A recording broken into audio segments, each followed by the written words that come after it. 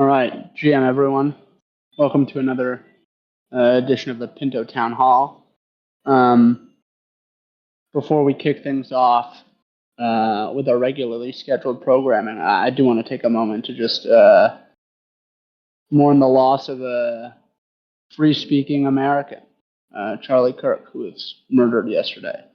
In my mind, Pinto and my work on Pinto is the greatest expression of my free speech that I have exercised to date, and killing people because of their speech is absolutely despicable, and it's been quite an emotional 20 hours or so personally. So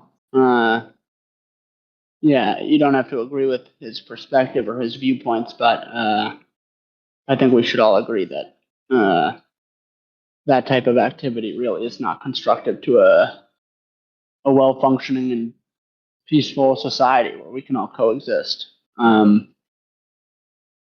Yeah, really terrible and tragic.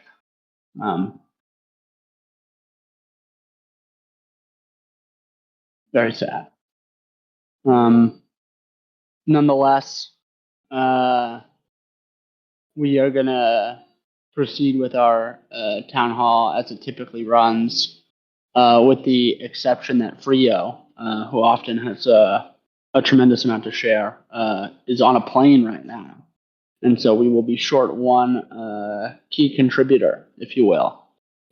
So whereas normally we kick it off with them, today we will do stuff a little bit differently. So why don't we start? And also, Floyd Rainwater is not able to make it because he was up all night putting some finishing touches on the landing page, which we expect to drop very, very soon. There were a couple performance issues with some of the animations that need to get cleaned up, but we're at the very finish line there. So that's also very exciting. All right, why don't we start with Default Juice? How are you doing, Juice? What are you up to? DM. I know I haven't been able to attend the past town halls, so I think I might give an update for like a couple of weeks. So on my end, Please. I finished the work on the binge occupants, and this has been shipped for review. I'm working right now very closely with Frijo to review everything and address any, issues that need to be addressed on the PRs and on the code. I'm currently working on optimizing how we actually like harvest the plots from the mob plant and harvest blueprint. We merged in the internal token hook system, which will allow the unripe holders to be able to claim their yield even on their internal balance and freely trade it on the upcoming Fractal marketplace. And yeah, other than that, I saw like quite a few comments on my Beanstalk shipments PR. So I'll be working on reviewing those and along with finishing up the tractor optimization. But yeah, that's what I've been working on. Thank you for that update. Exciting to have the shipments done on the back end and awaiting review, as well as some progress on the tractor marketplace. Care to share, Juice, anything on your mind with respect to the system? Anything you've been paying attention to or monitoring? Not really. I'm very curious to see how people react to the recent like excessively low L2SR threshold chains. Given it incentivizes converts a bit more now. I'm very curious to see how fast people react to that and how quickly we'll come back to peg from converts, or it's going to take like another external force to catapult us back again to $1. But nothing in particular really. Great. Yeah, I'm also watching that, and we'll be speaking about that a bit later in this town hall. All right, why don't we swing it over to the front end development? Burr, how are you doing, sir? GM. I'm doing pretty good. For me, I unfortunately had COVID for about a week and a couple days, and so I'm not able to get ton done. But I'm still chugging along on the Convert order book UX, and hope to have that done soon. But yeah, that is basically what I have been working on over the last couple days. How are you feeling now, sir? I feel great. It's good to be back working, so appreciate you asking. Yeah, you sound still a little hoarse. Was it particularly bad? Yeah, it was all right. I think I had some troubles, especially with like my neck. That was like pretty sore, and I think still recovering from that. But other than that, everything else, I'm doing pretty good. It was my first time catching COVID, actually, so it was a unique experience per se. Sorry to hear that. Good to hear you're doing better. All right. Why don't we kick it over to content? Pintosito, how are you doing, sir? What's up? I'm doing well. Yeah, honestly, I was a bit affected by the events yesterday. It was quite troubling for us to be working at the bleeding edge here, which we talk about openly. Seems to be getting scary. I think it's important to continue to do what we think is right. And to do that in a way that is conducive to people living freely. Thinking about these systems that enable people to choose different forms of whether that's money or governance, new forms of social organization. It feels like where this technology is going and the kind of conversations that we're having about this new frontier and the potential that it creates, you can see a lot of friction there, and it's so important that we're able to talk about it openly, that people are able to build openly. So honestly, it is a wake-up call in a sense. That said, I don't feel deterred necessarily about the importance of the work. Not that Charlie Kirk was doing the same work necessarily, but yeah, it's a day worth reflection. It's now also September 11th as an American myself. It's something to reflect on. Interesting times. But appreciate this space, appreciate the work, appreciate just continuing to move forward. I also have an update from Frijo, by the way, but I'm happy to talk about content stuff first if you prefer. Yeah, I mean, just to respond, there's a reason we published this thing anonymously originally. It's not safe to be speaking freely, and we would say code is speech, but to be really speaking so freely to express ourselves and our preferences for how to cooperate and coordinate. Yeah, it's definitely a time to reflect and to be grateful to have the opportunity at the moment to do things freely, but it's not without risk. It's not without risk. So, yeah, I'm very grateful to the people that contribute to this thing. I totally respect some people doing it pseudonymously or anonymously because I understand the risks. It's very sad. Why don't we start with your update, Pintosito, and then afterwards maybe we'll talk about Freo. Sure. The overlap there is that Frijo and I have both been working with Floyd Rainwater to push the landing page to the final steps. Excited for people to check it out when we release it. I've also been collaborating with Frijo as well as you, of course, Ben, on redesigning the UI. We want to, as we've been discussing, make it a much more intuitive dashboard for people who maybe aren't necessarily professionals in the system, but also want to have the information at their disposal, more intuitive ways for them to feel like they see what's going on, they have command of their resources, the actions that they should take are kind of clear, that relevant information is displayed. So very excited about that work to come, and hopefully that will help us to translate people who discover the protocol to participants in the protocol, and people who deposit money into the protocol or sow money into the protocol to continue to take action and monitor with a level of understanding and confidence. Obviously in DeFi, and given the nature of the complexity of the system, there's a lot to cut through. So I've been grateful to be working on that. On the content front, Ben has presented a great backlog of articles that are going to explain the system at a high level, including why it's been designed the way it is, the purpose for different mechanisms. And so I've started to go through and edit that, as well as doing some work to clean up a lot of the language conventions that we're using.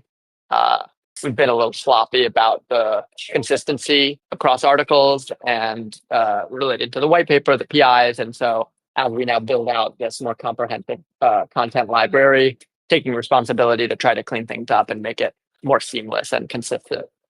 So people can expect at least one article very, very soon that's going to explain the silo, which is pretty cool, and work to put together some graphics for that too. So interested to see if that makes it more intelligible for people. We'll be curious for feedback and to see analytics-wise how that does.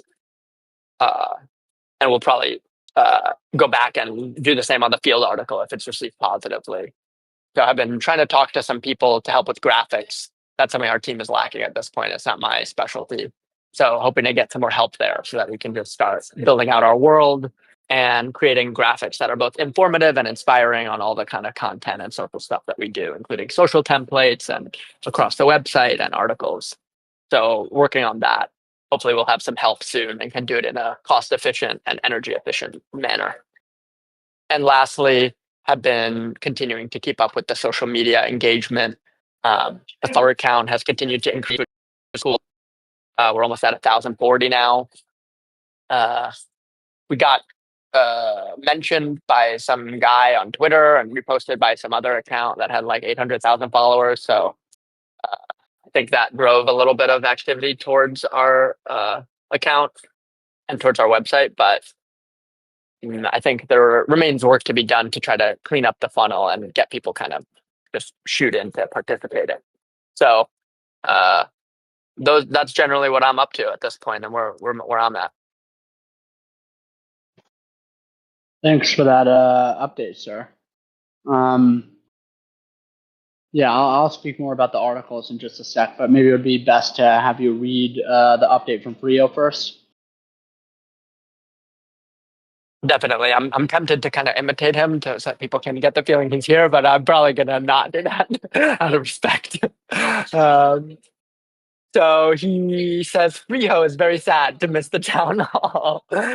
He finished reviewing He did. He said, "Send my regards. Frijo is very sad to miss the town hall." I don't know how he wanted me to present that, but his update was that he finished reviewing the beanstalk shipments, the internal token hooks, and mow, plant, and harvest blueprints. He designed future specs on a generalized convert blueprint contract that is maximally composable, such that the development process of creating new blueprints is frictionless, and learned a lot on the 3 blueprints: the sow blueprint, the convert blueprint, and the mow, plant, harvest blueprint, so that he has, and we collectively have, a better understanding on how to design this effectively. He updated the Convert Bonus GitHub to better match the documentation on the white paper in the effort towards developing a more rigorous standard. We've been kind of working hard and just putting a lot out, trying to now clean it up. So participating in that effort, as well as mentioning a small refactor to the Convert Bonus code based on the above, and continuous quality control with regards to the landing page, as well as discussion with Burr on the Convert Bonus page. And lastly, he made a minor spec for Tractor v1.1 to support dynamic length call data for blueprint contracts. So quite a hefty update from Frijo. He's always working so hard. Yeah, that guy is something else. Yeah, what a list. Thank you for sharing that update. All right, on my end, the main focus has been on the Pinto funnel. Specifically, as I've talked about, we're trying to put together this library of content, why articles explaining the purpose of Pinto, how articles explaining the methods and incentive mechanisms through which Pinto creates stability in a sustainable fashion, and then the UI, which is where we actually have the opportunity to convert people. And beyond the UI, we have the white paper, the Git book, and the PIs. Those last three have yet to really be touched in a big way, but the first three levels of the funnel, there's been a lot of focus going into that at the moment. Basically, the why articles are more or less complete. Just working on some edits with Pintosito, and the how articles are also basically all drafted. They are all drafted. So over the past couple of weeks, I've drafted on the order of, 12 or 15 pieces of content. We're still figuring out the right cadence to put them out. Our intention was to put out the silo piece today, but given the day, what happened last night, and the fact that it's 9/11, not sure that's the best thing. So we're thinking maybe we'll put it out tomorrow morning instead. But as Pintosito said, we're looking forward to seeing how that does, and whether people are receptive to more English explainers of each piece of the system, which historically have never really been done. The white paper explains what the mechanism is, but never really explains why things exist the way they do. And the intention with this set of how pieces is really to walk people through why things are designed the way they are, and to give people more of an intuition for each piece of the puzzle so that it's a little bit more accessible to people. And then, of course, the front end, other than the actual ways that people interact with the protocol, we're working on revamping basically every page to make it more tractor native now that automation has come to the farm. So a lot of work has gone into designing the flow there, and hoping to get each of those pages updated in the coming months. We're figuring out exactly the cadence that we can support. We already, of course, have tractor support in the field, so we'll probably start there. But tractor support for the silo is coming out soon with the Convert order book that Burr is working on at the moment. So yeah, a lot of work's happening at the moment. It still hasn't necessarily manifest in a. You can't really tell necessarily, but my hope is from now until the end of the year, there's going to be a real flow of content coming and updates to the protocol, particularly the user experience. So the user interface, I should say. At this point, other than the Convert Bonus, which is going to go live in the next month or so, let's call it, hopefully, there's not really any more major updates to the protocol itself from an incentive perspective.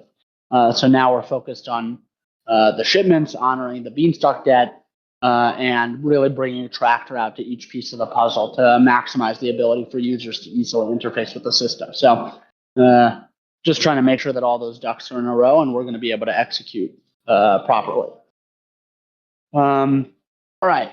So why don't we open up the floor a bit, hear from anyone that's here about any questions, concerns, thoughts, ideas, whatever's on people's minds. And then if there's time at the end, I'll share some thoughts on how the protocol's been doing and my perspective, particularly in light of the change to the excessively low liquidity to supply ratio threshold. All right, the floor is open.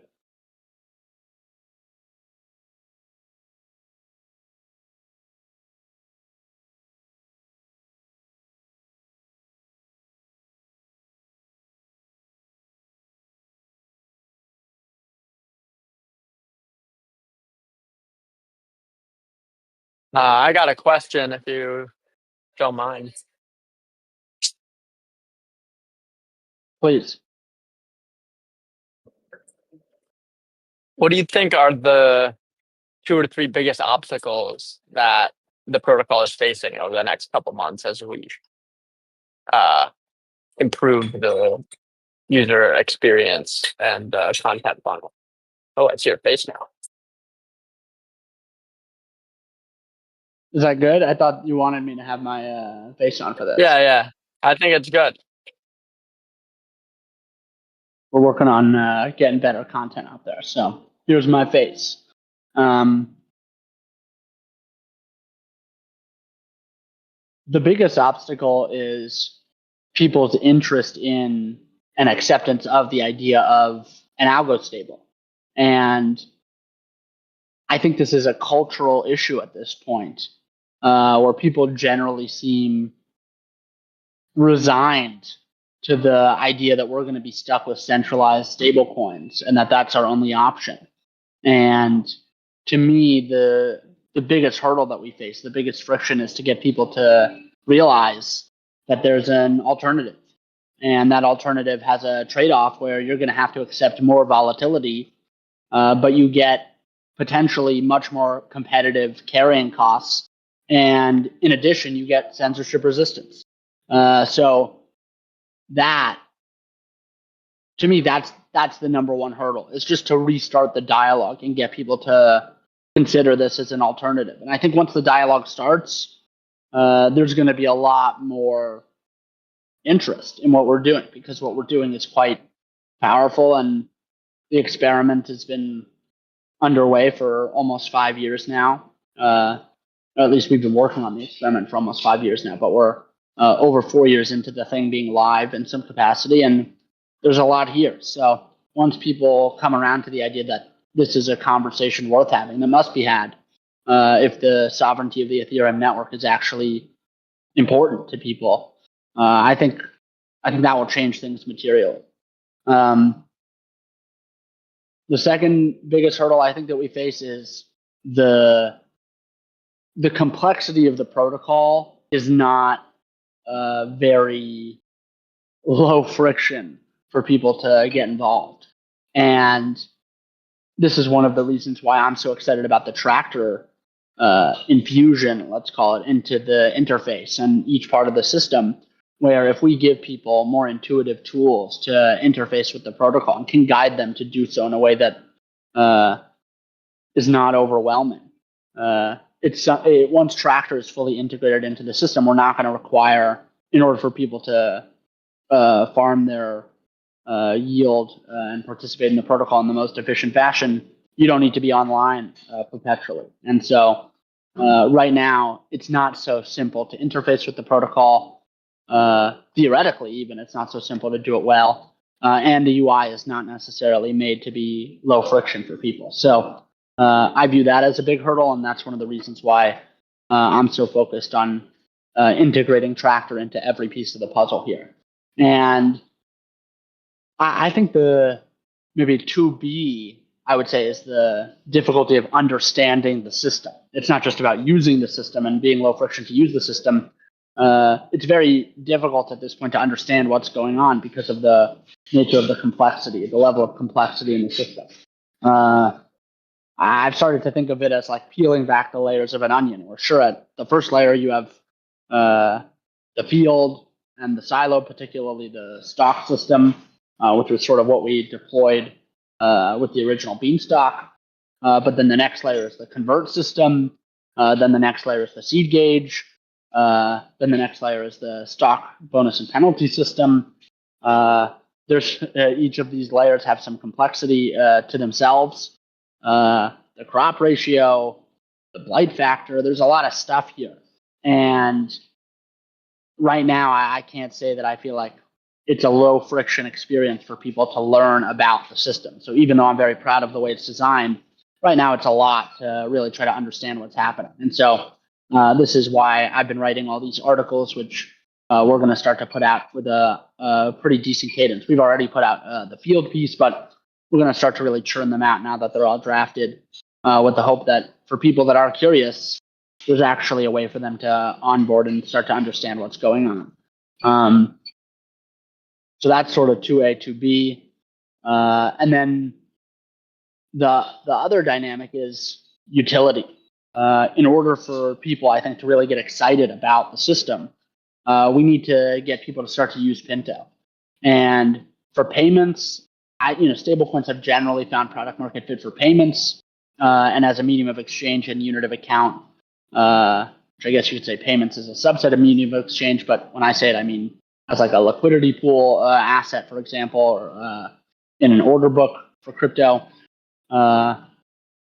Pinto's not at this stage of the game necessarily the best for payments just because of its volatility and the lack of acceptance of Pinto. But I would say even as a unit of account, it's not there just yet because we would really want to upgrade the silo to facilitate some sort of lending where borrowers are not faced with the opportunity cost of the silo yield. Or if I'm borrowing Pinto, in theory, if me taking out the loan comes at the opportunity cost of the asset being deposited in the silo, I'm going to have to pay whatever that silo yield is plus some premium on top of that. So something that Mod 323 has been advocating for quite some time is an upgrade to the silo where the protocol itself can make the loans, thereby skipping this friction or eliminating this friction for serving as a unit of account. But the point is that's a lot of work. So the place where I see the hurdle in practice right before us right now, beyond like getting widespread adoption as a payment system or radically upgrading the silo to serve as a unit of account, is really to serve as a medium of exchange in order books and DeFi exchanges. And of course, historically, we have this problem where the deposits, this is a practical friction, the deposits themselves follow the 1155 standard, not the ERC20 standard, such that Pinto is not really acceptable in its yield generating form across DeFi. But we have S Pinto now, which is quite an improvement over the root token, which served the same function in Beanstalk, to wrap the 1155 deposits into an ERC20 token. And so now the question is, well, how can we get an exchange, even just one, to bite and to adopt S Pinto in their exchange in some capacity? And obviously some of these exchanges are permissionless, but you would still want some sort of support for the S Pinto integration. And that's maybe the lowest hanging fruit with respect to utility. So that's something I've been thinking about quite a lot. And for those that are paying close attention, know that I've been working on a new exchange called Nebula, which I'm quite excited about the prospect of integrating Pinto directly into that exchange. But that's perhaps a conversation for another day. So those are my three biggest frictions at the moment. To summarize, the general overall crypto attitude towards algo stables and really viewing them as a legitimate alternative to centralized stablecoins, the friction for people to use the protocol, and the friction to have Pinto adopted in particular as a medium of exchange. Thanks. I have a question for you. You Please. said that Pinto is like complex for people to get involved with and understand, and I was just wondering, as someone who's not totally into the crypto world, like what is the most basic thing that I should understand or care about when it comes towards Pinto? That's a great question. The short and sweet version of it is that Pinto is an attempt to take the currency model of central bank currencies, fiat currencies, and put it in a smart contract, make it trustless. So instead of having to trust a central banker, you can trust the smart contract. Appreciate it. Thank you.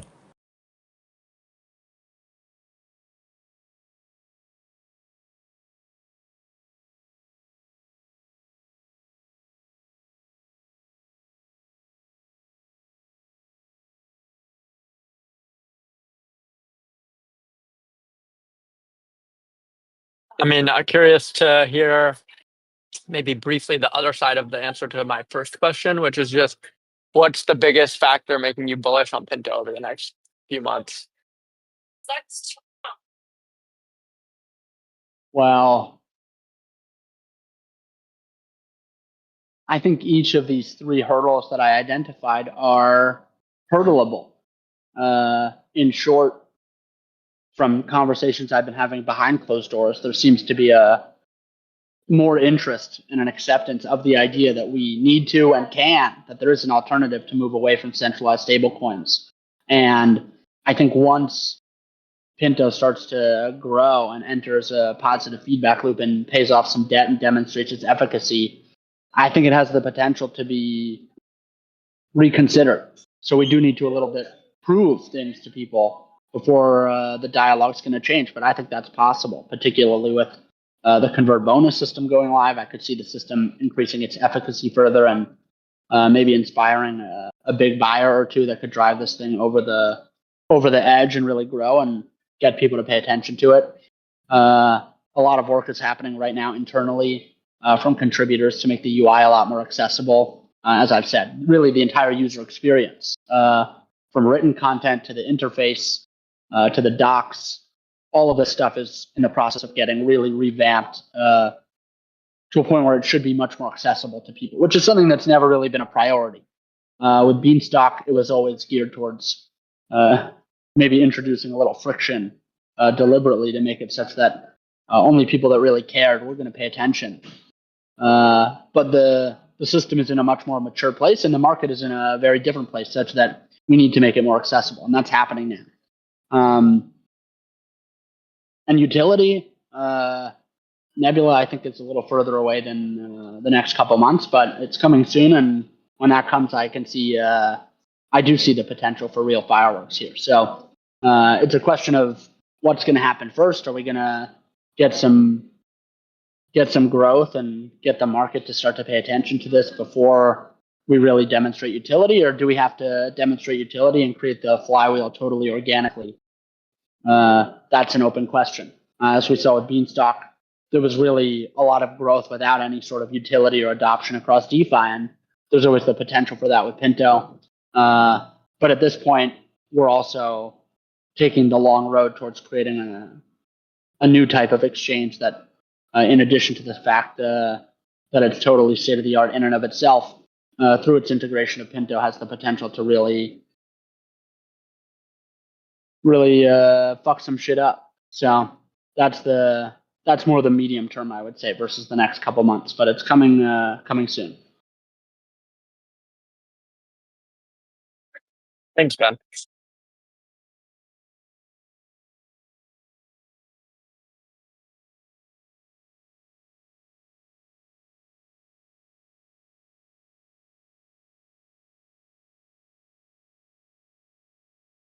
Hey, what's up?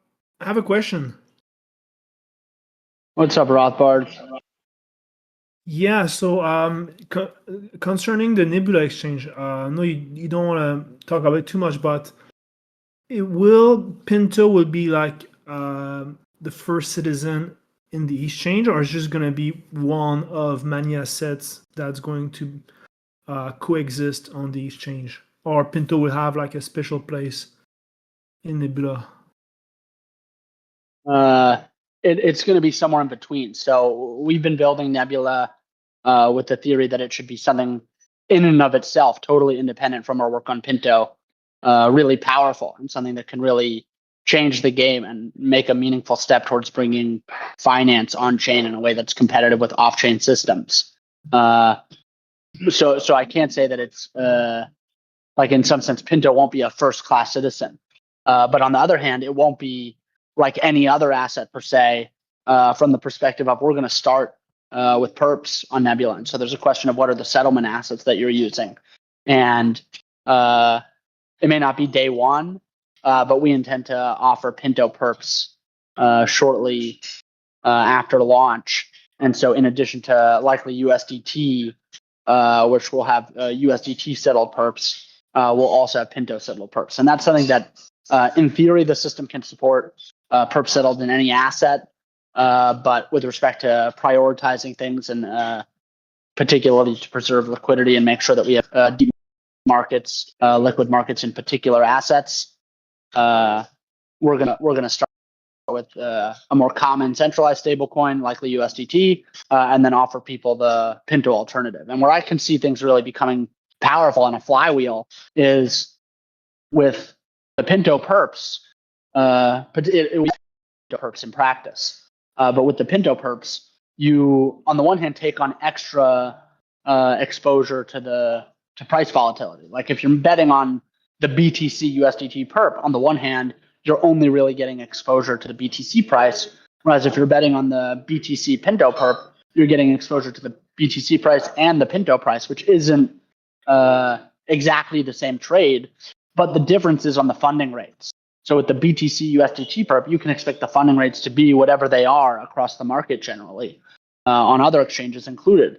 Whereas with the BTC Pinto perps, the funding rate on both sides are going to be subsidized effectively by the Pinto yield. And this is where things get really interesting, because as the open interest increases in the BTC Pinto perps, effectively that will naturally create more yield for Pinto, which will naturally subsidize the funding rates on the BTC Pinto perps more, which should make them more and more attractive. So if we go back to the reflexivity of the protocol, this is really the first time potentially to have organic demand for the system that is unrelated to Pinto itself. And people will be using Pinto and holding Pinto exposure in order to participate in these perpetual markets, where as more people participate in this market, it actually creates more yield, which naturally attracts more people. So that's how I see it working. It doesn't mean that Pinto will be a first-class citizen or anything like that in the exchange, but just even offering that, I think, has the potential to really change the game for Pinto. And the interesting thing is, once this happens, there's nothing stopping other exchanges from also offering this type of product. You know, Pinto and Nebula have been developed totally independently by different teams. But the point is, Nebula, we understand, having built Pinto and worked on Beanstalk and Pinto now for almost 5 years, we understand the power of this type of model, if only you can plug it into one of these other DeFi systems properly. So we intend to demonstrate to the market the power of it, and then we'll see what happens. Very interesting. Thank you.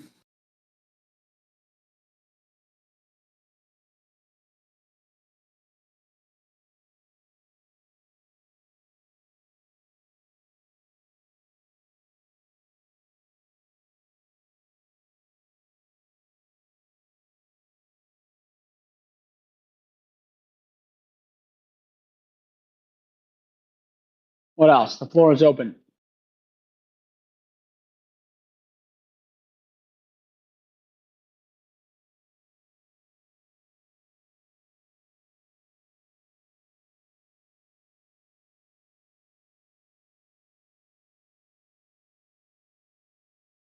All right, the floor will remain open, but I'm going to use this time to talk a little bit about the recent change in the L2SR excessively low threshold via PI 12 and the changes in the state of the protocol as a result.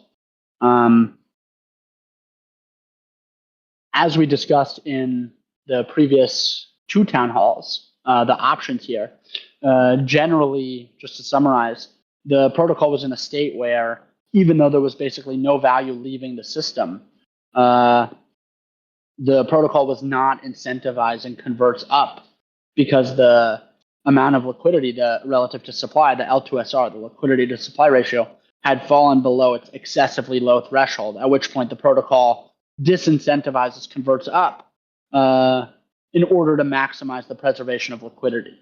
Now, it's worth saying, these thresholds, particularly given that even though we're 4 years into this live experiment, it's still early, particularly from a data collection perspective.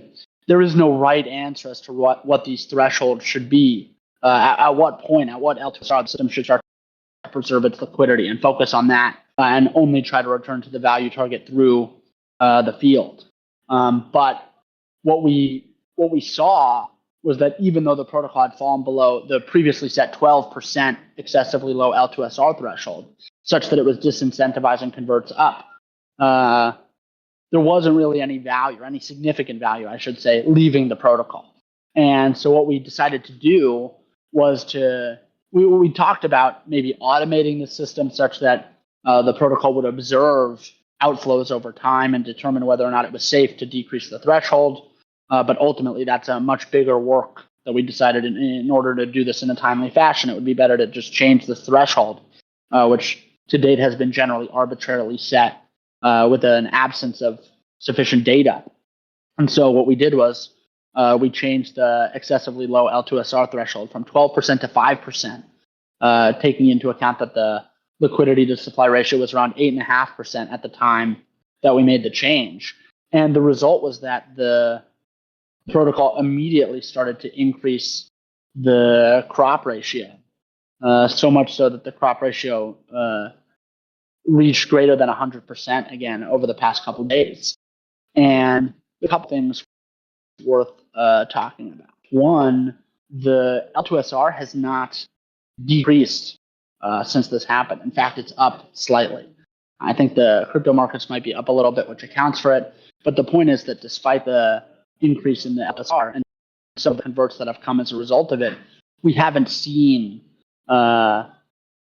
we really haven't seen any further outflow of liquidity, which is a good indicator that the decision to do so was relatively safe. Not to say that the liquidity will be preserved in perpetuity, but that the initial hunch that the L2SR excessively low threshold was too high so far has been validated by the lack of outflows. Now, I think maybe the most interesting thing that's transpired is that the tractor orders for the field, one of the features of the tractor orders is that there's a setting where you can select which of your deposits are used to withdraw from the system, to withdraw from the silo, and then used to deposit in the field.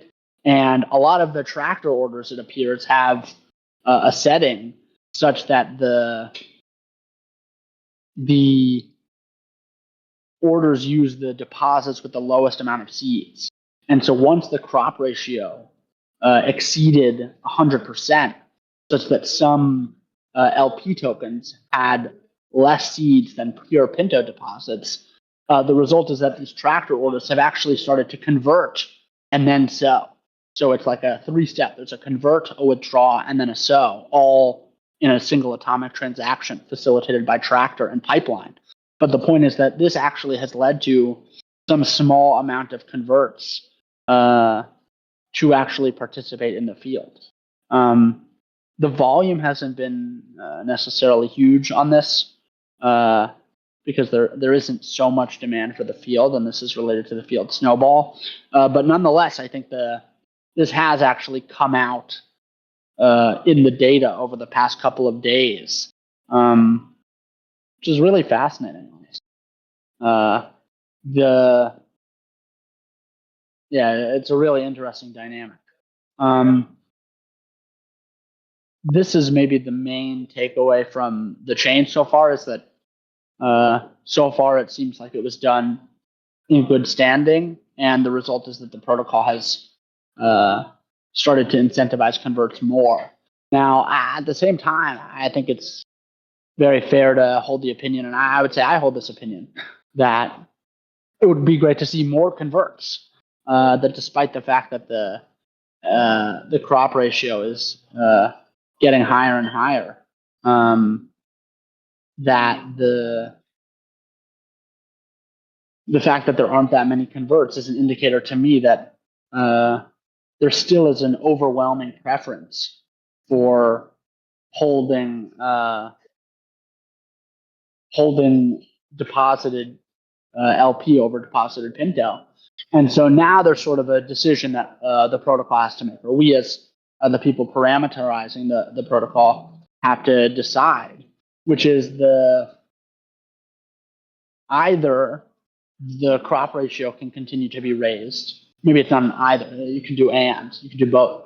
Either the crop ratio has to continue to be raised in order to further disincentivize holding LP tokens in the silo and holding Pinto instead, or the convert bonus has to have a significant amount of efficacy once we deploy that system to actually incentivize people to convert.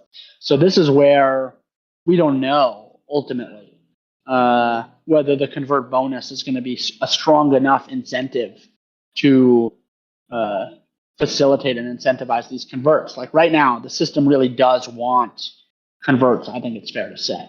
And so the question then becomes, well, why aren't people converting, and what can we do to get people to convert? And the two options really are to introduce this convert bonus system or to raise the crop ratio. And in the past, when we raised the crop ratio for the first time from 100 to 200%, it did result in an increase in converts. So there's something to be said for maybe raising it again to 300% or 400%. I believe Ford Pinto, I don't know if it was in the Discord or in a DM, but they suggested making it such that it can adjust upward in perpetuity and maybe make it such that the crop ratio decrease, like the amount that it increases approaches some limit or decreases less as it gets higher. But I think we're at the point where this is something that doesn't necessarily make sense as a hard-coded parameter. This is maybe the single most instance in the whole protocol design where the protocol imposes a price on the system, where people have a preference to hold LP, and right now the system says, well, the most it's willing to pay people to hold Pinto over LP is double the seeds, but it's an arbitrary threshold. And so there's a real argument to be made that this should be automated and done so in a way where, much like the temperature, this is a free-floating parameter. So I think that's potentially a little dangerous. But if you factor in the L2SR, I think it can be done in a potentially safe way. So this is something we'll be watching once the convert bonus system goes live, like I said, hopefully in the next month or so, and see if that's enough of an incentive to facilitate people to convert, or whether we actually need to change the crop ratio, which at this point I think seems to be prudent as well. So it's not like introducing the convert bonus is exclusive to changing the crop ratio, and certainly not changing the crop ratio is exclusive to the convert bonus. But in my mind, it might be best to see what happens with the convert bonus when we deploy it at the current crop ratio, and then go from there. Of course, if the L2SR decreases again below the excessively low threshold, some of this analysis will change, because the convert bonus doesn't really work in the instance where we're below the excessively low L2SR threshold, because the system is trying to prioritize preserving liquidity. It doesn't want to incentivize converts. But that also applies to changing the crop ratio, or even if you change the max crop ratio, if we're below the excessively low L2SR threshold, the protocol is not going to incentivize converts. So this is generally where we're at. This is a meaningful change that occurred in the past week, and it's been very interesting to see how the protocol has been responding to it. I know I spoke for a bit there, so I'm going to pause and see if people have questions or comments about what I just said.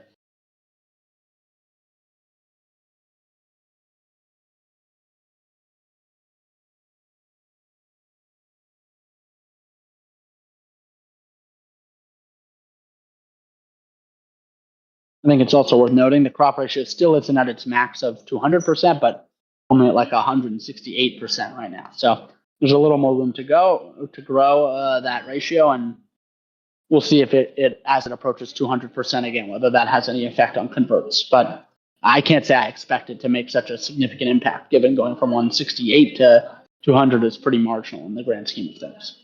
But it could.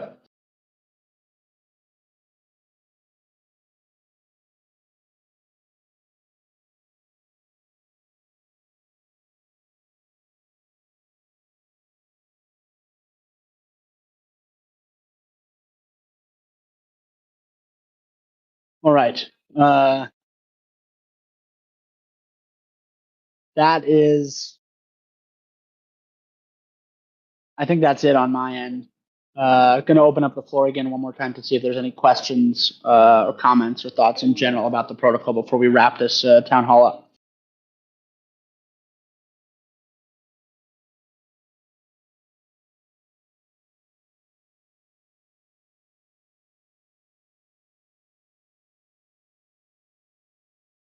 All right. Well, my closing words for the day are an echo of what I said at the beginning, which is our free speech is really one of the most important things that we have, and the internet is an incredibly empowering force to individuals to speak their mind, and as we put out some of these pieces, these thought pieces explaining why Pinto exists in the coming weeks and months, the more that this community is willing to share and use their voice to amplify it, even if in places like the UK, they're really cracking down on speech. The law is coming down on speech. And in the US, people are attacking people that speak freely and killing them. To use your voice to amplify what we're doing here, I think will be a small contribution to the larger crypto story, where we really do need people to pay attention and realize that in order to free the state of Ethereum and the network itself from the grips of centralized stablecoin issuers, this project and taking algorithmic stablecoin seriously is a necessity. So to the extent people are willing to share and amplify and comment and use their voices and their platforms, it's tremendously appreciated. Tremendously appreciated. All right, everyone. Thank you very much for coming. Thank you for your participation and your questions. And looking forward to seeing everyone next week. Take care. Thanks, Ben. Thank you, guys. Thank you, Ben.